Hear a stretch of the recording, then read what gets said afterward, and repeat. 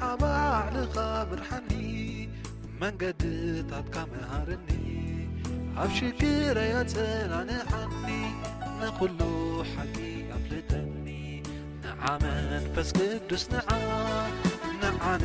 لبير تعيو نعمن فس قدس أفغر غات نعيو نعمن فس قدس نعان لبير تعيو نعمن فس قدس أفغر غات نعيو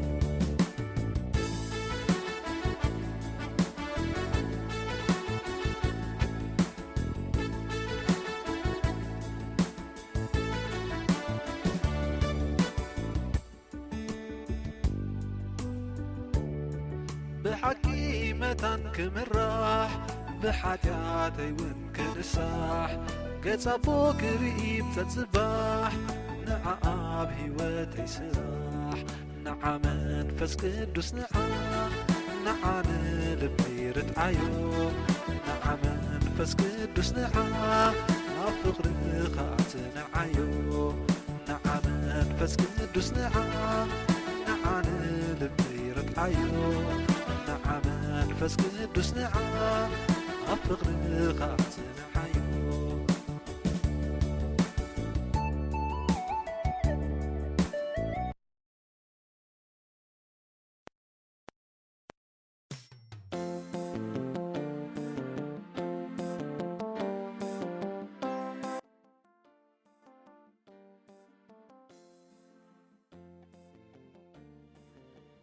بسم أبن والدن منفذ قدسن حدا أملاخ آمين أو حياواي أبو محرات أملاخ بخوركا زي أبيهر أملاخنا نزا معالتي زي أنزهب كنا نمسجنك لنا منفذ قدوس نسخا فسها لبيخا أبلعلي دك سبات جرع فقرخا سديدكا حياو تقبرون تكاتلون فقرخا يبالعن مو كله قدراوي نجر حررتا فقرن كباتو مجلسس እቲ ዘይቅህም ሃለልታ ፍቕርኻ ጥራይ ተርፍ ኦ መንፈስ ቅዱስ ኣምላኽ መንፈስ ናይ ነፍስና ኢኻ ብፍቕሪ ዝተቓጸለ መንፈስ ካብቲ መለኮታዊ እሳትካ ዝወንጨፉ ቁልዒ ብርሃን ሰዲድካ ነቲ ኩሉ ንነፍስና ዝዕንቅዝ ዘሰናኽልን ደምስስ ኦ ጭራ መንፈስ ቅዱስ ኣምላኽ ነዚ ልበ ንልባትና ስራሓዮ ኣመዓራርዮ ኦ ጥዑም ፍቑር ብርሕራሕኻ በዚ ፍቕሪ እዚ ከም ዝሓቅ ግበረና ብዘይካ ፍቕርኻ ካሊእ ሓስቢ ኣይንደልን ኣቦና ኣብ ሰማይ ትነብር ስምካ ይመስገን መንግስትኻ ትምፃእ ፍቓድካ ኣብ ሰማይ ከም ዝኾነ ከምኡ እውን ኣብ ምድሪ ይኹን ምግቢ ዕለትና ሎሚ ሃበና ዝበደልናካ ይቕረ በለልና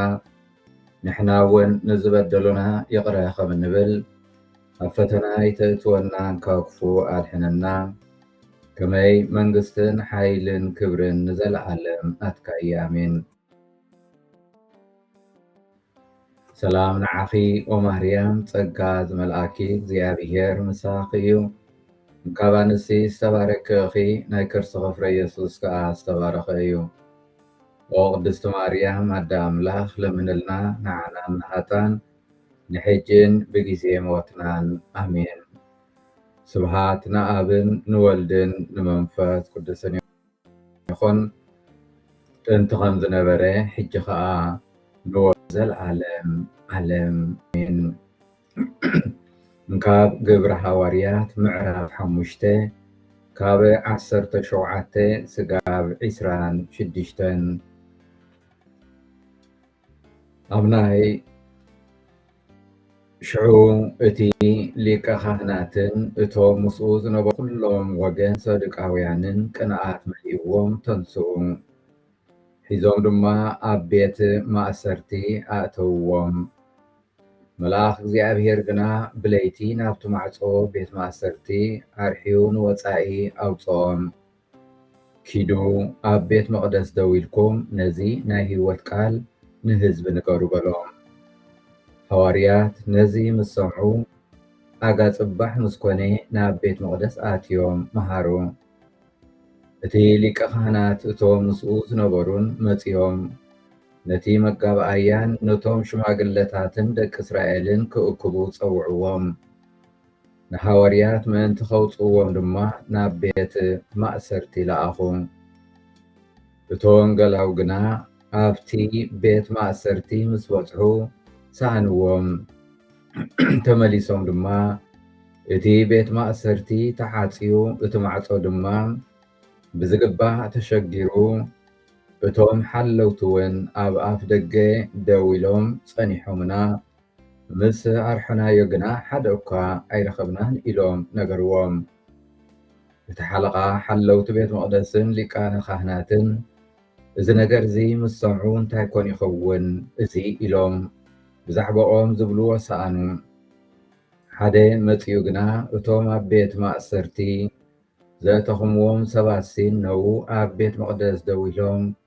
ንህዝቢ ይምህሩ ኣለዉ ኢሉ ነገሮም። ሽዑ እቲ ሓለቓ ሓለውቲ ቤት መቕደስ ምስቲ ወንጌላዊ ኸይዱ ኣምጽኦም። እቲ ህዝቢ ብዳርባ እምኒ ከይቀትሎም ስለ ዝፈርሁ ግና ኣየጋፍዕዎምን። ዝኸበርኩም ኣሕዋትን ንዓትን ኣብዚ ናይ ሎሚ ቀዳማይ ንባብ እምበኣር እዚ ኣዝዩ ሓቀኛ ነገር ተልእኾ ናይ ሃዋርያት ትብዓንን ናይ እግዚኣብሔር ተኣምርን ንርኢ። ሃዋርያት ጽቡቕ ስራሓት ይገብሩ ከም ዘለዉ ንርኢ። ማለት ስብከተ ወንጌል ብዝግባእ ይፍጽሙ ከም ዘለዉ። ነቱ ኺዱ ኣብ ቤት መቕደስ ደው ኢልኩም ነዚ ናይ ህይወት ቃል ንህዝቢ ንገሩ ዝብል ትእዛዝ ይፍጽሙን ይሰብኩ ይፍውሱ ንሰባት ይሕግዙ። ከምኡ ድማ ተኣሲሮም ኣብ ቤት ማእሰርቲ ይኣትዉ ስቕ ይብሉ። ንምንታይ? ምኽንያቱ ሓቂ ሓደ ግዜ ንሰባት ክርብሾም ይርከብ፣ ሰላም ክረኽቦም ክኸልኦም ይርከብ። ሰናይ ነገር ሰናይ ተግባራት ድማ ነቶም ሰበስልጣን ብጣዕሚ ዝነብሩ ዝመላለሱ ዝነበሩ ኣብ ሓደጋ ከእትዎም ስለ ዝኽእል ኣብ ፍርሂ ይርከቡ። እንተኾነ ግና እቲ ጽቡቕ ክፋል ኣብዚ ናይ ሎሚ ግብረ ሃዋርያት ዘዘንትወልና ዘሎ እዚ እዩ። መልእኽቲ እግዚኣብሔር መልኣክ እግዚኣብሔር ብለይቲ ነቲ ማዕጾ ቤት ማእሰርቲ ኸፊቱ ኪዱ ኣብ ቤት መቕደስ ደው ኢልኩም ነዚ ናይ ህይወት ቃል ንህዝቢ ንገሩ ከዓ ይብሎም። ብኻሊእ ኣዘራርባ ኣይተቋርፁ፣ ተልእኾኹም ቀጽሉ ማለት እዩ። ቃል እግዚኣብሔር ቃል ዘለዓለማዊ ህይወት ዓጋቲ የብሉን። እዚ ታሪኽ እዚ እምበኣር ናይ ሃዋርያት ታሪኽ ጥራይ ኣይኮነን። ምኽንያቱ ኣብ ህይወትና ሎሚ እውን ብዙሕ ባእቲ ቤት ማእሰርቲ እውን ኣሎና። ናይ ግድን እቲ ዝርአ ቤት ማእሰርትን ብሰንሰለት ምእሳርን ዘይኮነስ ግን ከዓ ንቓል እግዚኣብሔር ንቓል ዘለዓለማዊ ህይወት ከይንሰብኽ ከይንምስክር ንድሕሪ ዝዓግተና ዝጐተና ዝኣስረና ፍርሒ ኣሎ። ብዛዕባ ካልኦት እንታይ ክብሉና እዮም ዝብል ፍርሒ፣ ንኸይትንጸግ ፍርሒ፣ ንሓቂ ንቐንዕና ደው ከይትብል ፍርሒ፣ እምነትና ብግልፂ ከይንነብር ከይንምስክር ከይንእውጅ ፍርሒ። ሓደ ግዜ እቲ ቕኑዕ እቲ ሓቂ እንታይ ምዃኑ ንፈልጥ ኢና፣ ግን ከዓ ስቕ ንብል ነጽቅጥ። ጽቡቕ እንታይ ምዃኑ ንፈልጥ ኢና፣ ግና ካብ ምግባር ነድሕርሕር። ንእምነትና ክንምስክር ከም ዘለና ፀዋዕታ ከም ዘለና ንፈልጥ ኢና፣ ግን ከዓ ንፈርሕ ንሓፍር። ካብ ገጽ እግዚኣብሔር ገጽ ሰብ ነቐድም፣ ካብ ፈሪሃ እግዚኣብሔር ፈሪሃ ሰባት ነቐድም። ሎሚ እግዚኣብሔር ኣምላኽና ብቓሉ እቲ ንሃዋርያት ኪዱ ኣብ ቤት መቕደስ ደው ኢልኩም ነዚ ናይ ህይወት ቃል ንህዝቢ ንገሩ እናበለ ዝሃቦም መልእኽቲ ሎሚ እውን ንነፍሲ ወከፍና እዚ ተልእኾ እዚ ይህበና። እምነትና ዝሕባእ እምነት ኣይኮነን፣ እምነትና ዝእወጅ ዝንገር እምነት እዩ። ኣብ ውሽጥና ኣይንዕፀዎም። ምክንያቱ እምነት ክዕቅባ ወይ ክንዕቅባ ኣይተዋህበትናን እንታይ ደኣ ምስ ኣሕዋትናን ሓትናን ክነካፍላ በታ ቀዳመይቲ ጎይታና ኢየሱስ ክርስቶስ ካብ ሞት ዝተንስኣሉ ንማርያም መግደላዊት ምስ ተራእያ ኪዲ ንኣሕዋተይ ንገርዮም ይብላ ንሳ ከዓ ነቲ ዝተንስአ ክርስቶስ ሪኣ ሱቕ ኣይበለትን ናብ ሃዋርያት ትጎይ ክርስቶስ ከም ዝተንስአ ተበስር እኖና ቅድስት ድንግል ማርያም ገብርኤል መልኣክ ክትጠንሲኽ ትወልድ ኢሉ ምስ ተበሰራ ኣሜን ከም ዝበልካለይ ይኹነለይ ኢላ ድሕሪ ተቐቢላ እቲ ሓጎስ እቲ ፍስሓ ንዓዓ ንበይና ሒዛቶ ስቓይ ትብልን ናፍታ ዘመዳ ኤልሳቤጥ ድይብ ቤት ኤልሳቤጥ ከዓ ሓጎስን ፍስሓን ይኸውን ሎሚ እውን እቲ እግዚኣብሔር ዝሃበና እምነት ዝተቐበልናዮ እምነት ብሓቂ ዝቕመጥ ዘይኮነስ እንታይ ደኣ ኣብ ዓለም ብምውፃእ ምስ ኣሕዋትናን ሓትናን ክነካፍሎ ክንእውጆ ክንምስክሮ ዘለና እዩ እዚ እቲ ፀዋሕታና ሎሚ እውን ንነብሲ ወከፍና እምበኣር ኪዱ እናበለ እግዚኣብሔር ኣምላኽና ይልእኸና ኣብዚ ናይ ሎሚ ቃል ኣምላኽ ሓደ ኣገዳሲ ነገር ድማ ነስተብል ሃዋርያት ሓራ ምስ ወፁ ክሕብኡ ኣይሃደሙን ናብ ቤት መቕደስ ተመልሱ ናብቲ ኣፀጋሚ ዝነበሮ ቦታ ተልእኽኦም ንክፍፅሙ ተመልሱ ንምንታይ ምክንያቱ ብሓቂ ብኣምላኽ ምስ ተተንከፍካ ስቅ ትብል ኣይትኽእልን ኢኻ ናይ ፍርሒ ናይ ደቂ ሰባት እሱር ክትከውን ኣይትኽእልን ኢኻ ሎሚ ምናልባት ጎይታናን ኣምላኽናን ኣብ ሂወትና ገለ ማዕፆታት ይኸፍተልና ኣሎ ብሓቂ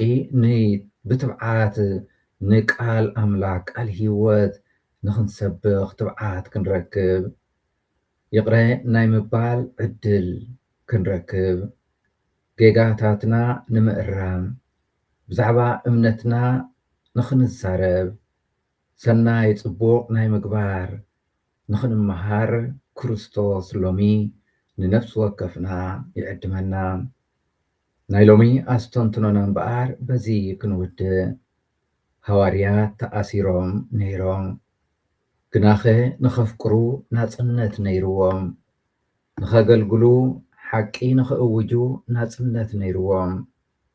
ብዙሓት ሎሚ እስራት ኮይንና እንጓዓዝ ክንህሉ ንኽእል ኢና ምክንያቱ ብፍርህ ዝኣክል ኣብ ውሽጥና ተዓፂና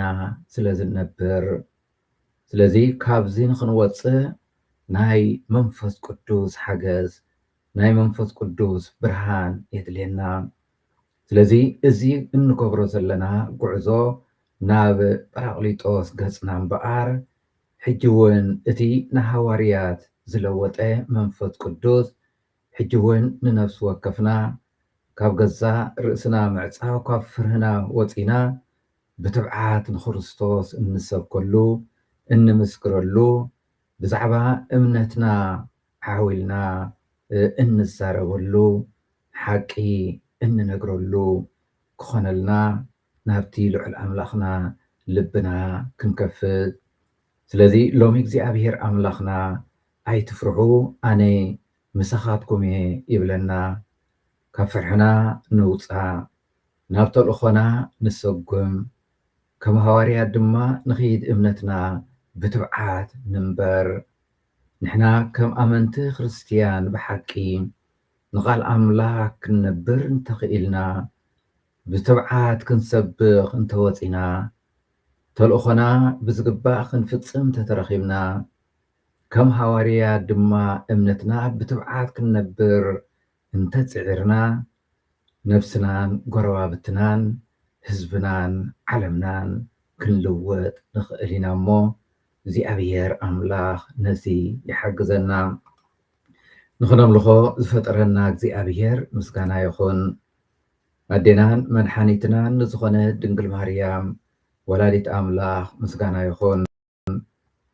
ፀድሕነትናን ሓይልናን ንዝኾነ መስቀል ክርስቶስ ምስጋና ይኹን ርሕርሕን ሓያልን እግዚኣብሔር ኣምላኽና ጸሎትናን ምህለላናን ተቐበል ዝትረፈ እዋን መዓልቲ ቀድሰልና ኩሉ ተግባራትና ብእምነት ኣፈጽመና ኩሉ ዕየና ከዓ ንኽብርኻን ንኣገልግሎትካን ንኣገልግሎት ኣሕዋትናን ብትግሃት ብትብዓት ከም እንጽመት ግበረና። ሰላም ንዓኺ ኦ ማርያም ጸጋ ዝመልአኪ እግዚኣብሔር ምሳኺ እዩ እንካብ ኣንስቲ ዝተባረኪ ኢኺ ናይ ከርሥኺ ፍረ ኢየሱስ ከዓ ዝተባረኸ እዩ። ኦ ቅድስቲ ማርያም ኣደ ኣምላኽ ለምንልና ንሓናን ንሓጣን ንሕጅን ብጊዜ ሞትናን ኣሜን። ስብሃት ንኣብን ንወልድን ንመንፈስ ቅዱስን ይኹን ጥንቲ ከም ዝነበረ ሕጂ ከዓ ንወትሩ ንዘለዓለም ዓለም ኣሜን። እግዚኣብሔር ለኹሉ ነገር ዝተመስገነ ይኹን።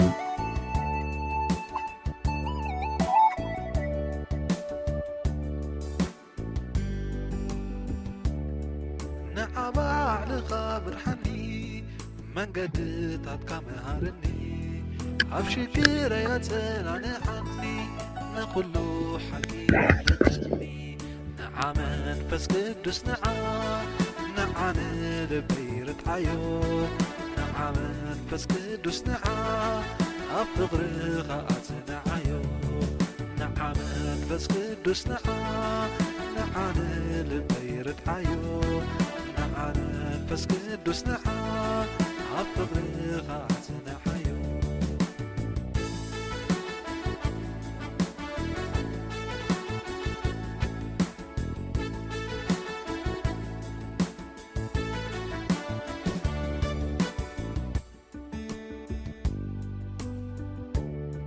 ብሓቂ መታን ክምራሕ ብሓጢኣተይ ውን ክንሳሕ ገጻ ቦ ክርኢ ብተጽባሕ ንዓ ኣብ ሕይወተይ ስራሕ ንዓ መንፈስ ቅዱስ ንዓ ንዓነ ልበይ ርትዓዮ ንዓ መንፈስ ቅዱስ ንዓ ኣብ ፍቕርኻ ኣጽንዓዮ ንዓ መንፈስ ቅዱስ ንዓ ንዓነ ልበይ ርትዓዮ ንዓ መንፈስ ቅዱስ ንዓ ኣብ ፍቕርኻ ኣጽንዓዮ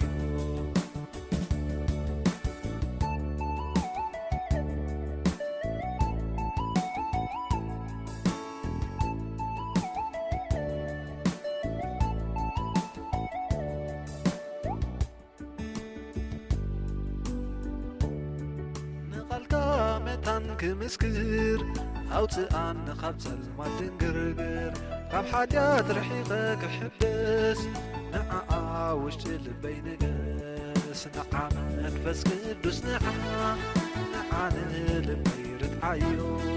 ንዓ መንፈስ ቅዱስ ንዓ ኣብ ፍቕርኻ ኣጽንዓዮ ንዓ መንፈስ ቅዱስ ንዓ ንዓነ ልበይ ርትዓዮ ንዓ መንፈስ ቅዱስ ንዓ ኣብ ፍቕርኻ